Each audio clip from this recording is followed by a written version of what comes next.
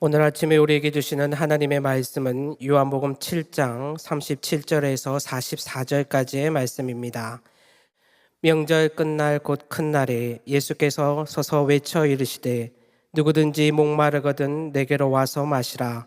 나를 믿는 자는 성경의 이름과 같이 그 배에서 생수의 강이 흘러나오리라 하시니 이는 그를 믿는 자들이 받을 성령을 가리켜 말씀하신 것이라. 예수께서 아직 영광을 받지 않으셨으므로 성령이 아직 그들에게 계시지 아니하시더라. 이 말씀을 들은 무리 중에서 어떤 사람은 이 사람이 참으로 그 선지자라 하며 어떤 사람은 그리스도라 하며 어떤 이들은 그리스도가 어찌 갈릴리에서 나오겠느냐.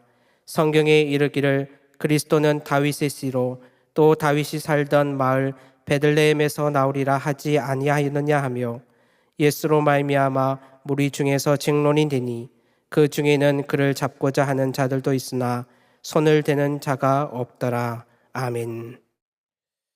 다시 요한복음으로 돌아옵니다. 지난 40일 동안 우리가 마가복음을 묵상했습니다. 마가복음의 주제는 하나님의 나라이죠. 이 요한복음은 이 하나님의 나라가 어떻게 이 땅에 오게 되는지, 또 하나님의 나라가 오게 되면 우리 안에 어떤 일이 일어나게 되는지, 이런 것을 말씀을 합니다. 하나님의 나라는 생명으로 충만하다. 그래서 요한복음의 주제가 생명입니다. 사람들 안에서 갖지 못해도 풍요롭고 또 여유가 넘치고 가져도 자기 것을 자기 것으로 여기지 않고 나누고 베풀고 섬기는데 너무나 자유롭다. 이게 생명이 넘치는 겁니다. 당연히 생명이 넘치는 곳에는 꽃이 피죠. 웃음꽃이 피어나고요. 기쁨의 꽃이 피어납니다. 병든 자가 낫고 눈먼 자가 눈을 뜨고 또 악한 것들에 붙들려 살아가는 사람들이 악한 것에서 노임받아서 거라사 광인처럼 평안이 찾아온다. 이게 다 생명현상입니다. 그리고 마가복음으로 보면 이게 하나님의 나라가 온 것이고 요한복음으로 치면은 생명이 충만한 것입니다. 오늘 말씀은 교회 안에서 혹은 내 안에서 어떻게 이 생명이 넘치고 내가 가진 이 생명을 세상에 흘러보낼 수 있는가라는 것을 말씀해 줍니다. 37절 여러분들이 앞부분에 보시면 명절 끝날 곧 큰 날에 그랬죠. 때는 초막절이에요. 초막절은 이스라엘 백성들이 광야 생활을 할 때 초막을 짓고 살았던 것을 기념하는 절기입니다. 초막 하나 얼기설기 짓고 하나님 한 분 의지하면서 낮에 구름기둥이 떠오르면 그 구름기둥을 쫓아가고 밤에 불기둥이 떠오르면 불기둥을 쫓아가면서 광야를 지냈던 그 역사를 기념하는 절기입니다. 그래서 이 초막절이 오면 각 집에서는 자기 집 앞에다가 풀과 나무로 초막을 얼기설기 엮어놓고 광야를 살았던 자기 조상들의 삶들을 재현합니다. 예루살렘에서는 이때 일주일간 초막절에 축제를 벌이게 돼요. 근데 이 일주일간의 이 축제 끝에 바로 일어났던 일을 말씀하는 겁니다. 초막절 의식 가운데는 제사장이 사람들 불러 모아놓고 제단 주변에 이 물과 포도주를 붓는 장면이 나오게 됩니다. 광야 한복판 지날 때 여러분 물 한 방울이 얼마나 귀합니까? 물은 곧 생명이죠. 물이 있느냐 없느냐는 생명을 내가 계속 유지할 수 있느냐 없느냐를 결정합니다. 그러니까 제사장이 초막절 끝날에 제단 주변에 물을 주르륵 부을 때 사람들은 그 물을 보면서 무엇인가를 연상하고 기도해요. 광야길 같은 내 인생 하나님 한 분 의지해서 이제 건너가게 되는데 하나님 이 인생길에 은혜를 저 물처럼 가득 부어주십시오. 그래서 이 광야를 목마르지 않고 지나갈 수 있게 해주십시오. 이 기도하는 마음으로 제사장이 붓는 물을 바라보면서 시선이 같이 가게 되는 거예요.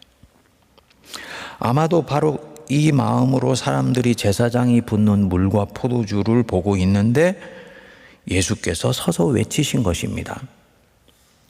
37절 다시 보시면 명절 끝날 곧 큰 날에 예수께서 서서 외쳐 이르시되 누구든지 목마르거든 내게로 와서 마셔라. 사람들은 졸졸 주전자를 타고 흐르는 그 물의 시선이 가 있는데 예수님이 지금 그 시선을 당신 자신에게로 잡아당기는 거예요. 너희들 목마르냐?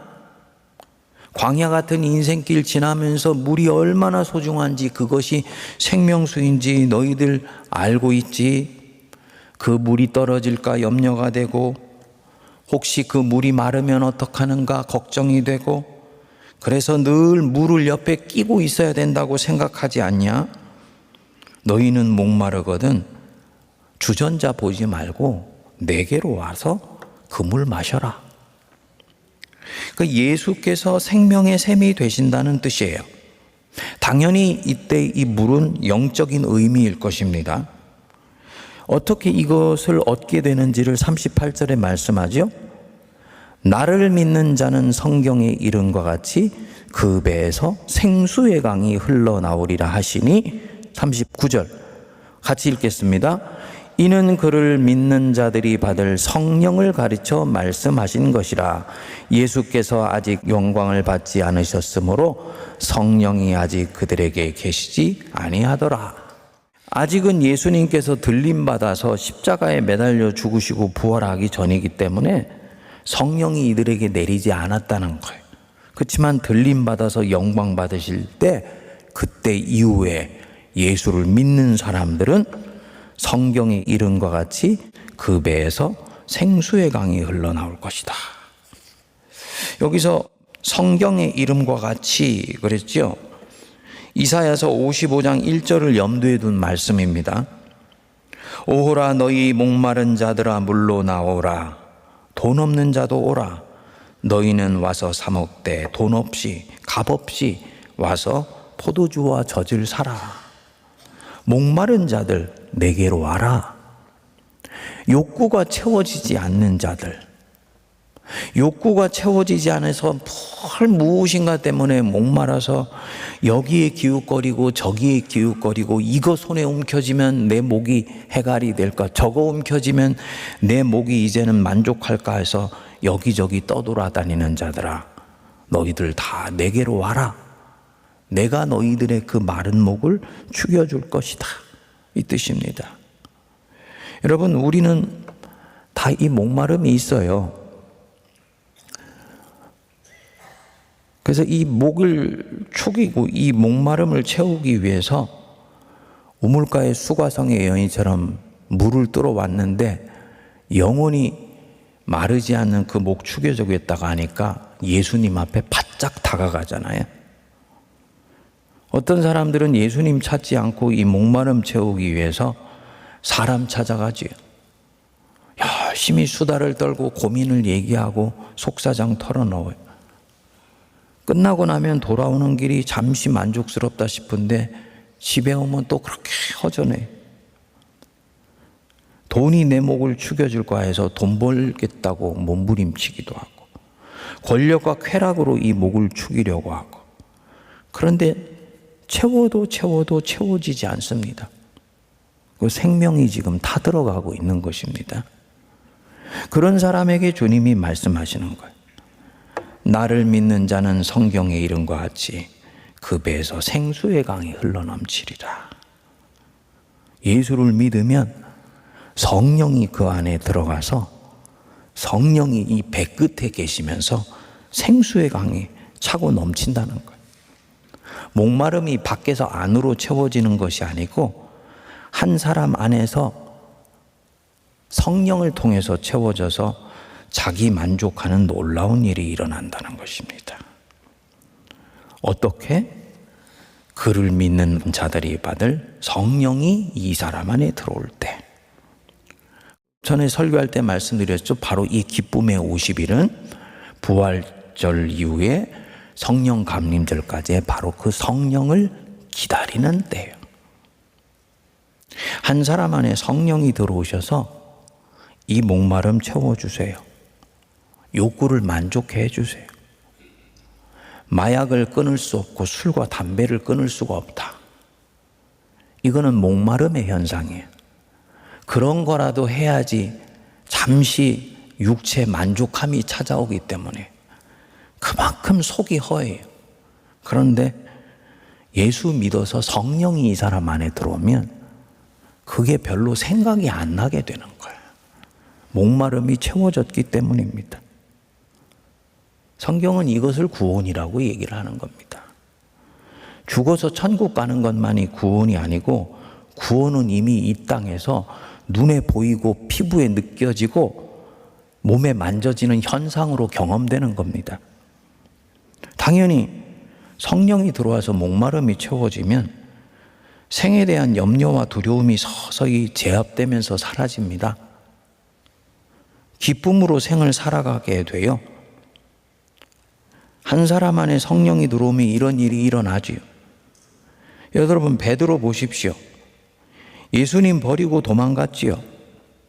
마음으로는 모든 사람이 예수를 버릴지언정 나는 그렇게 하지 않겠습니다.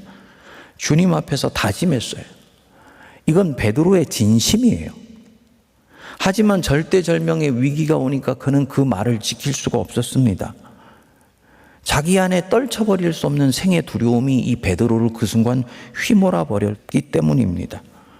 예수님 인정하고 따라가면 자기도 붙잡혀 죽을 것 같으니까 마음은 원하는데 육신이 감당을 못하는 겁니다. 결국은 육체의 연약함 이기지 못하고 두려움에 완전히 제압되어 버려서 두려움의 포로가 되어서 그토록 사랑했던 예수님 스스로 부인해 버리는 거예요. 성령 없는 사람이 이렇습니다. 주는 그리스도시요 살아계신 하나님의 아들이시니다. 고백했어요. 그러니까 성령이 없으니까 그런데 이런 일이 일어나는 거예요. 그랬던 베드로가 예수님 부활하시고 마가의 다락방에서 기도하면서 성령을 선물로 받았죠. 예수님 부활하시고 정확히 50일 지난 뒤의 일입니다. 성령을 선물로 받으니까 사람이 완전히 변했어요. 겉으로는 똑같은 사람인데 더 이상 똑같은 사람이 아니에요. 예루살렘 한복판에 서서 자기가 부인하고 도망갔던 그 예수를 목숨을 걸고 전해요. 그것도 기어들어가는 목소리가 아니라 너무나 담대하고 용기 있게 전하는 거예요. 그날에 예수 믿고 회개하여서 구원받은 사람이 3,000명이 넘었다 그랬습니다. 어떻게 불과 한 40일, 50일 남짓한 사이에 한 사람 안에 이런 완전한 존재의 변화가 가능한 일이냐? 베드로의 배에서 생수의 강이 흘러넘치게 됐기 때문입니다. 성령이 이 사람 안에 들어오신 거예요. 인생 광야 지나면서 두려움에 질식되고 불안함과 염려에 잠을 이루지 못했던 사람이 성령이 들어오니까 그런 것들이 성령의 능력에 의해서 완전히 제압되어 버리는 것입니다. 성령은 생명의 영입니다. 성령이 한 사람 안에 들어오면 이 생명력이 내 안에 들어와 있는 이 죽음의 힘이 양산해내는 분위기가 있거든요. 어둡고 칙칙하고 두렵고 불안하고 염려가 되고, 그래서 이 불안함과 두려움이 분노심과 공포심을 다시 가져오고 인간에 대한 적개심을 심어넣어서 뭔가 살아있게 만들려고 하는 거예요. 하지만 사실은 이거는 생명의 힘이 가져오는 것과는 전혀 다른 에너지입니다. 근데 이런 것들을 성령이 들어오면 싹 제압해버리는 겁니다. 그래서 하나님을 바라보며 기쁨이 충만하다. 여러분 듣는데 저거 내 얘기야. 나도 저런 거 있었어. 이렇게 느껴지세요? 그분 성령이 들어와 있는 분이에요. 근데 왠지 남의 얘기하는 것 같아.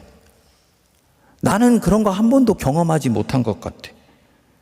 나도 예수 믿는데 왜 이런 게 너무 생소하고 낯설게 느껴질 뿐만 아니라 나는 그런 걸 한 번도 경험 못 해봤다는 느낌이 들지? 둘 중 하나입니다. 세례받고 교인은 되었지만 죄송하지만 아직 예수를 진정으로 믿고 있지 않은 겁니다. 초대교회 때는 이런 일이 일어나지 않았어요. 입으로 시인하면 예수를 믿고 구원을 받았어요. 입으로 시인하는 일은 곧 나는 예수님 때문에 목숨을 버릴 수도 있다라는 것을 인정하는 일이었기 때문입니다. 다시 말하면 예수 믿으면 탄압받기 때문에 입으로 시인한다는 것은 자기의 목숨이 위태로울 수도 있는데 믿는 거예요.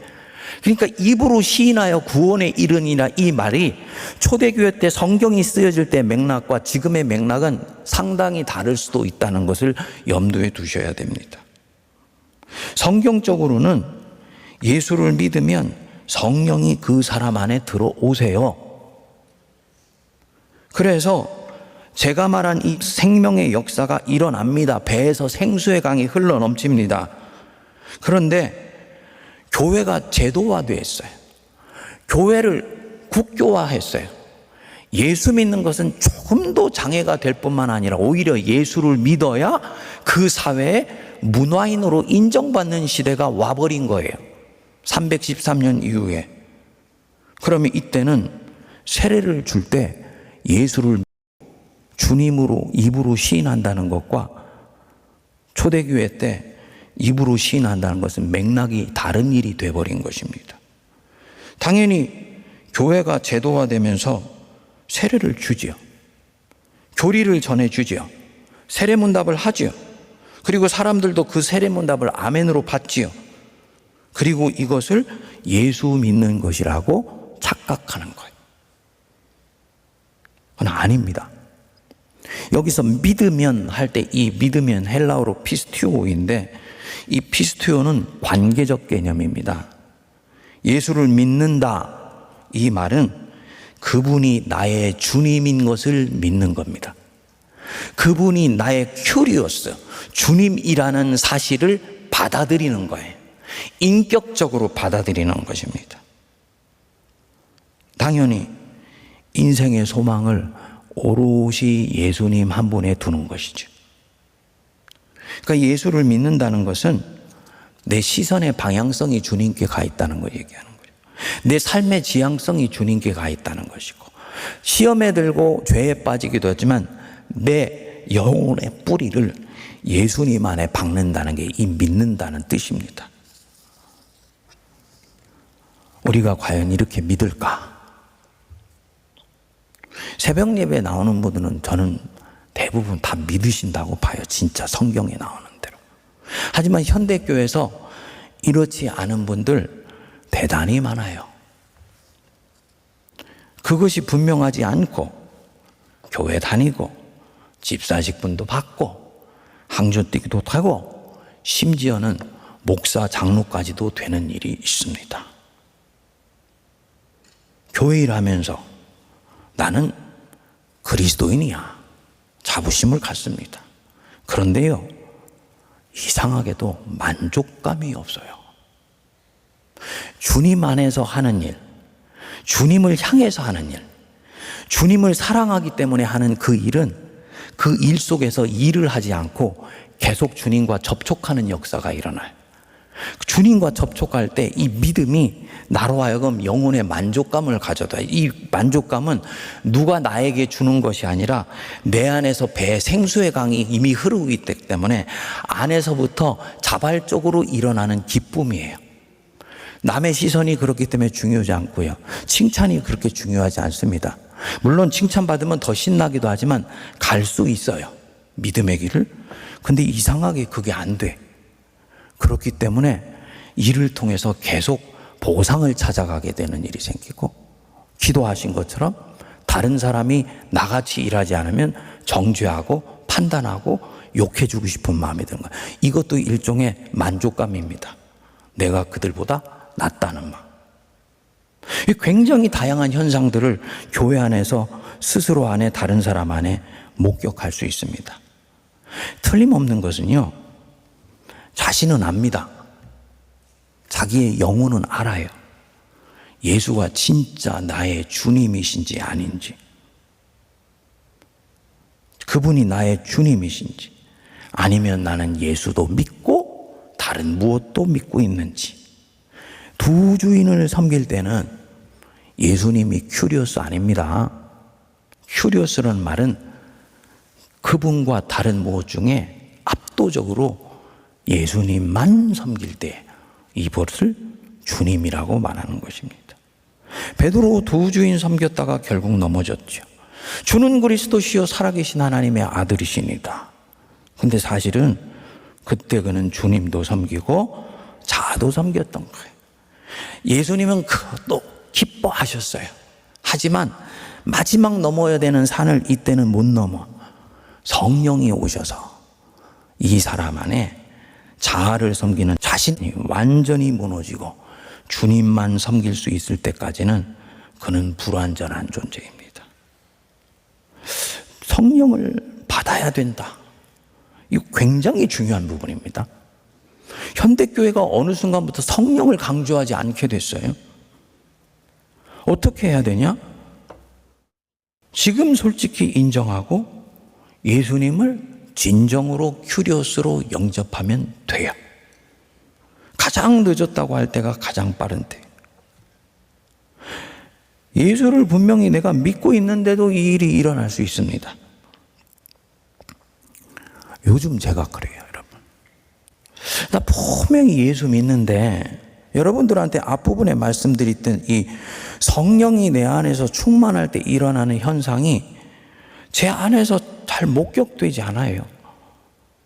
자꾸 낙심이 찾아오고 왠지 의욕이 떨어지는 것 같고 자꾸 누군가 판단하는 마음이 들고 뭐 일을 한다고는 열심히 매달리고 있는데 그 일에 기쁨이 없어.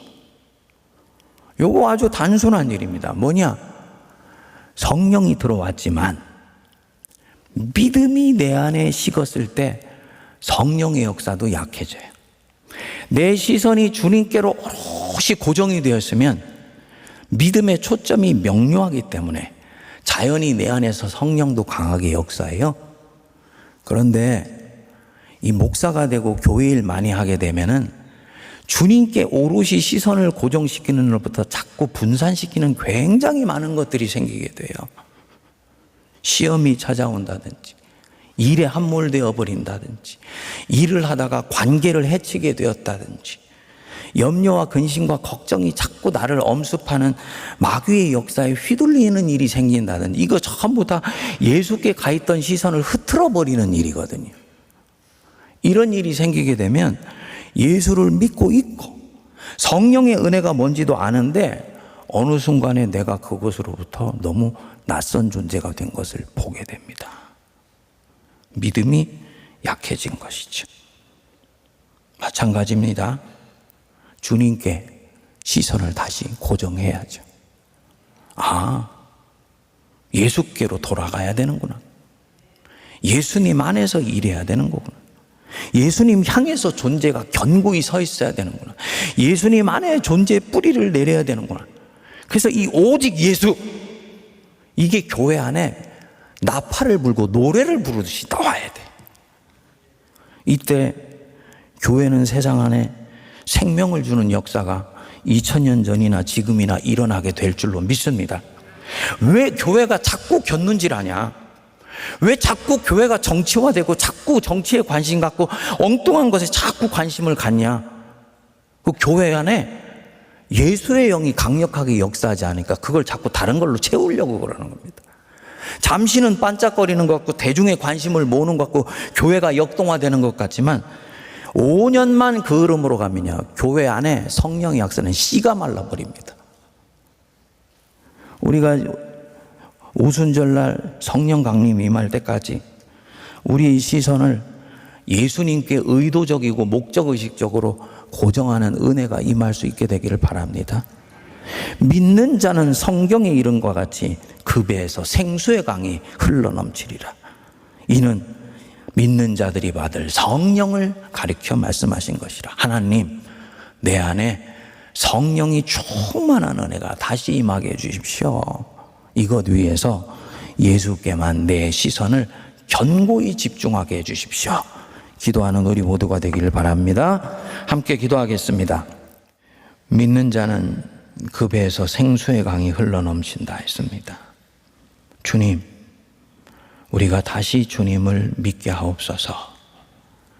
믿는다 하며 주님을 놓쳤고, 주님을 믿는다 하나 주님의 온갖 다른 것들도 주님과 함께 섬겼던 우리를 내려놓게 하시고, 오직 예수님만 붙들고 인생길 살아갈 수 있는 새 힘을 공급받게 하여 주시옵소서. 세상이 끊임없이 하나님 백성들을 혼미케 하여 예수님 옆에, 예수님 위에 끊임없이 많은 것들을 세워놓게 만듭니다. 원수의 괴계에 속지 않게 하시고 예수님을 향하게 하시며 예수님 안에 존재의 뿌리를 두게 하여 주시며 오직 예수님만을 나의 큐리오스라고 믿고 나아가며 내 안에 성령이 충만하게 하여 주옵소서. 그래서 다시 한번 기쁨이 충만한 삶을 살아가게 하시고 오순절날 마가의 다락방에 내렸던 그 성령의 역사가 우리 세문안교회와 온 백성들 안에 흘러넘치게 하여 주옵소서. 이제는 우리 주 예수 그리스도의 크신 은혜와 하나님 아버지의 무한하신 사랑하심과 성령님의 위로교통 감동 감화 역사하심이 믿는 자는 그 배에서 생수의 강, 성령의 강이 흘러넘치리라. 이 말씀 붙들고 성령을 사모하며 예수님을 초청하며 내 안에 마르지 않는 샘물을 만들어 나가기로 다짐하는 모든 거룩한 백성들과 이들의 가정과 삶의 자리와 터전 위에 피로 값주고 사신 우리 세문안교회 위에 이제로부터 영원토록 함께 하옵시기를 간절히 축원하옵나이다. 아멘.